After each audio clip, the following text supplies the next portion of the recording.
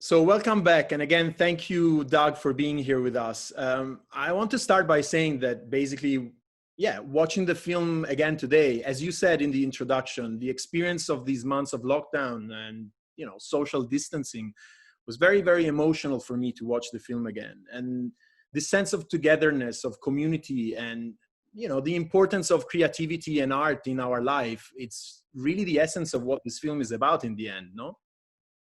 Yeah, very much. I think for me, the project Station was like a turbine of creativity. It was this kind of, it was just this stew of different voices and moments, kind of explosive and excited moments that wouldn't be repeated.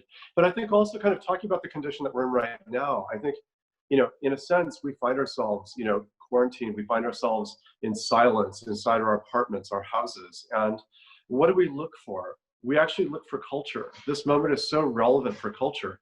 We talk to each other about what film we saw, what book we read, what music we heard. We don't talk about the mundane, the basics. We talk about the things that elevate us as people and as a society. So I think in that reason, we have to kind of look at art and culture right now as being more valuable than ever. Absolutely. I couldn't agree more. I mean, I guess when things are like what we are experiencing now, the superficial things that are not that relevant, not that important, consumerism and everything that this capitalistic society represents, in the end, it blows away. And what left is really the essence of life, the essence of what we believe in the end, I guess. And no, I mean, obviously, you know how much I love the film, and we've introduced the film several times together already. But I think, obviously this sequence of 1 minute shots and small portrait of the characters. But I think, there's at least 3 other main characters in the film. And, the train itself, basically, which is in fact conceived as a moving sculpture. The American landscape that we see changing through the windows, behind the windows, and the music score, of course, that I think it's absolutely incredible. So maybe you could tell us a little bit more about how you conceive these different elements in the film. Yeah, I'd love to. And I think I want to just take it back to a quote by the Russian director, Andrei Tarkovsky. And I think Tarkovsky's view of cinema was sculpting time. And I think when I created Station, I really saw it as a sculpture of time, this piece of time. I wasn't interested in the straight story. I wasn't interested in, a story that goes from A to B to C, but instead I wanted something that was almost like a kaleidoscope, this kind of kaleidoscope of impressions. And I felt that in a lot of ways, if I did something like that, it was a risk for me to try to make a film where every minute was a film, and they all kind of came together like this choreography, this composition. But I felt like if I did that, it would do a greater service to each and every encounter along the way. Instead of creating a hierarchy where there's one dramatic moment or one dramatic scene, it was more democratic. It was more kind of looking at the idea of experience and saying that everything from the smallest detail is kind of amazing when you really look at it. And, in a situation like Station, as you said, there really are kind of 3 main characters. There's the train and its motion. There's the train, which is a nomadic studio, which people are, Giorgio Moroder's recording on it, Ariel Pink's making songs on it. And then there's a landscape, which is vast and surreal. And, I think one of the interesting things about the North American landscape is nobody's seen it. Really, nobody has seen the whole space. It's so enormous. And there's so much emptiness out there. There's so much barren landscape, from desertscape to agriculture spaces in the Midwest. And I felt like this, in many ways, really, the train was like a lens. It was like an optical lens kind of taking you through the space. And for me, it was as much of a sense of discovery, I think, as anyone watching it. No, absolutely. And as you said, the difference in landscape and how it changes. But in the end, it's true that it's fragmented, the narrative, but then you have the movement of the train and the stops, the 10 stops along the way that somehow progress, and you see the landscape changing through these progress between New York and LA, no? So you have this backbone that is the trip itself and the actual moments that happen along the way. And at the same time, every single moment. In the end, we all experience traveling, and we all have memory made of moments. No, that's what we take Yeah. home from a trip. Just tiny little moments. Absolutely, yeah, yeah. But And, yeah, sorry. yeah, I think one of the things, just to add to what you're saying, is, one of the conditions of right now, the way we're communicating right now in 2020 is very much through social media. It's kind of short bursts of images, stills, text, short moving images. And I think in a lot of ways, we've become more and more accustomed to this. And I think in a lot of ways, when I made Station to Station, that was still relatively unfamiliar. That idea of like little slices of moving images instead of always having like a long narrative. And it's kind of funny for me when I watch the film now. It's very much like how we kind of scrub through our phones or move across our laptops, but it's kind of putting that into a cinematic language instead of something which is faster and flatter. It's very true. Absolutely. Yeah, yeah. I completely agree. Yeah. Wonderful. But the project Station to Station in the end didn't stay. I mean, this is what changed since we last saw each other. What began as a train journey evolved into a much larger platform dedicated to creativity. Also, cross collaboration between different mediums. And in fact, 2 years later, after the train journey, in the summer of 2015, Station to Station kind of took over the Barbican Center in London for like 30 days with 100 free events and 100 artists. So how this transformation happened from a journey to a major event, and at the same time, was the project always meant to continue, and are you thinking about maybe a third step? Well, yeah, that's a great question. And I think that really for me, when we did the train journey, I realized the project wasn't really, this train journey. It was an ideology. It was a way of viewing creativity. It was a way of saying, no, we don't need to see separation between music and over here's literature and here's architecture and here's art. When we have dinner, you and I, Leonardo, we talk about everything at once over a bottle of wine. It's all one. And I think that's how culture really exists right now. And I think that for me, a project like this was a way to work with the people who are creating, not the middlemen, not the people who are saying, come into our museum or don't come into our museum, buy a ticket for this show or don't buy a ticket. But let's just go to the people who are actually making things and just say, if we could give you free space to do whatever you want, what would be your dream? and I think, the journey across America was kind of the first step. And then I thought to myself, really in the history of contemporary art, the definition of a happening is kind of a flammable moment. It's a moment that burns very hot, it's very unpredictable, and then it's gone.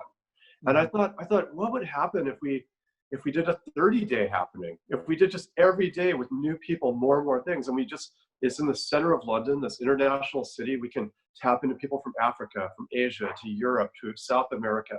We can bring them in to cross over, and we could have a place you could go to. And what would happen if every time you went to the space, it was completely different? Because I think in a lot of ways, when we see how museums exist, museums have 3 months, 4 months, 6 months, and there's an exhibition, and they want people to come in and see the same thing.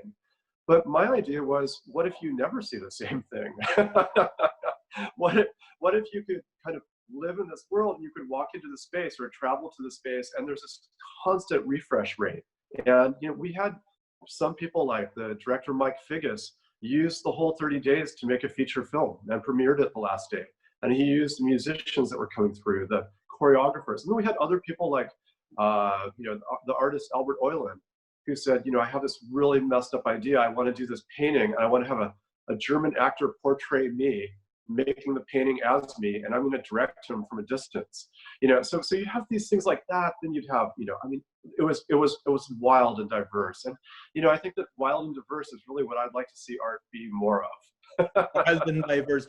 Well, and it's also the idea of living the museum in a different way. No, it's the idea that you don't only go there once and then you've seen what it is, but this ever-changing landscape, this ever-changing context somehow becomes a place where you would go almost every day. I can imagine that there were probably people coming back more than once, no? Like once they've experienced that kind of melting pot or that kind of context. Yeah, very much. And I think one of the incredibly exciting things about for all of us working today, is really, at this moment in history, in the history of culture, we have so many possibilities, so many mediums and platforms to use at our fingertips. And, this is so different than, if we look 200, 400 years ago, where the idea of the artist mediums are very, very limited. And, I think that idea now that, we can create in this way, which is much more liquid than solid. We can have ideas that just kind of move through the airwaves. They can be digital as much as they can be stone and marble. They can be architectural as much as they can be something that is a performance that's fleeting for an hour. And I think that idea that the culture is this wide open space that's really asking all of us as individuals to use it and to share is incredibly inspiring. And I think that during this moment that we're going through right now, which is a test of human endurance, it's a challenge of humanism. It's a question saying, how do we handle this, this chaotic and surreal landscape that we're coming into? I think we all need to find our voices and use them. Mm-hmm. Mm-hmm. Yeah, well, what can I say after that? Maybe the most important thing of what we were saying, you started introducing kind of the moment that we're living and the current situation. And I'm curious to know how you experienced this, because California was one of the first states in which somehow residents were ordered to stay home. And I think it was kind of mid-March. And Yeah. And an artist with an international career like you, which is probably usually on a plane every week or so, how did you cope with the lockdown conditions? Did you spend a lot of time in the studio? Was it harder to work or easier, maybe, to a certain extent? Yeah, I mean, it was, I think we were all, as a society, really kind of uncertain what tomorrow would bring. And that sense of awareness was very interesting, because suddenly you find yourself, you're not at your job, you're not in motion, you're kind of totally static, and you're observing. And on one hand, you're looking at things on an international level, saying, where do we go next? What's happening? Is Brazil going to have an explosion of outbreak? Is New York going to be okay? Is Milan surviving?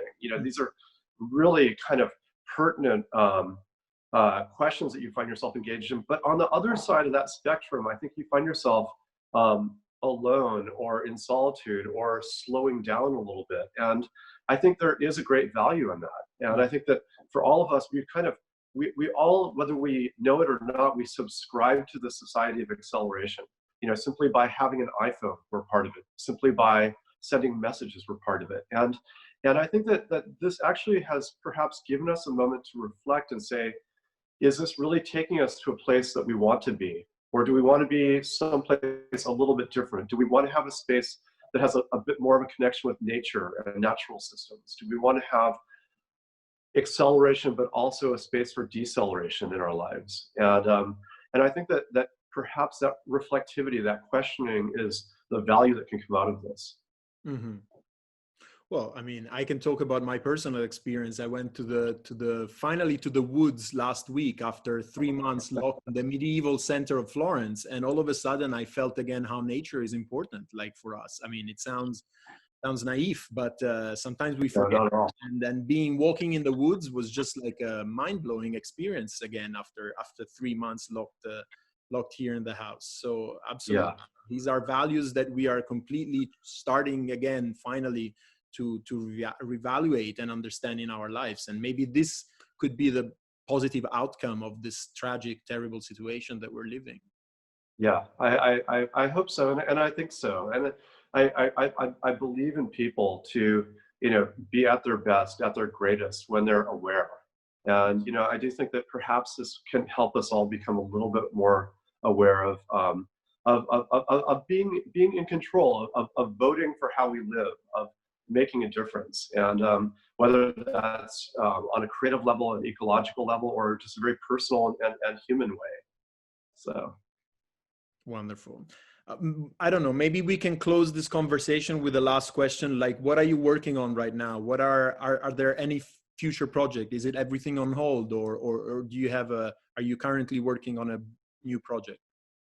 Yeah, what I did was, as things, came to a standstill, February, March, I realized that actually everything that was physical that I would be making, I couldn't really make it very much unless I could make it with my hands. But I thought this is a kind of an incredible moment in time that I could think of things that don't exist. I could think of imaginary projects, imaginary um, cities, imaginary ways to create things that don't exist. So I just dedicated myself completely to, kind of creating these ideas, these proposals for new things that are very, very unorthodox. And I found incredible inspiration in that. It was a way of kind of breaking that oppression that I found through the news feeds, the quarantine, and instead saying, maybe art and culture can go so far beyond what we know, and maybe this is a time for all of us to really think about that.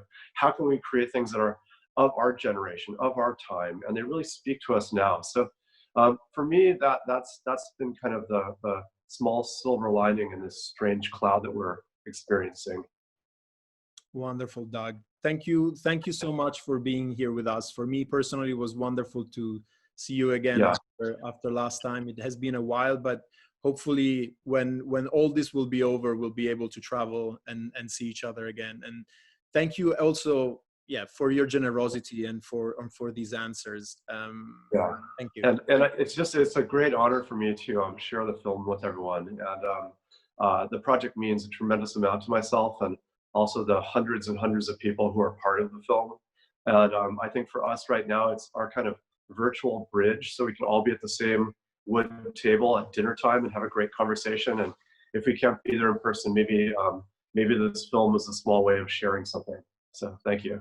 Wonderful. Thank you so much, Doug. And I will invite the audience that is still watching us all to join us next Thursday with Pierre Bismuth, Where is Rocky 2? Which involves Ed Ruscha. It was also on the train of station to station. So thank you all and good night. Great. Ciao. Bye-bye.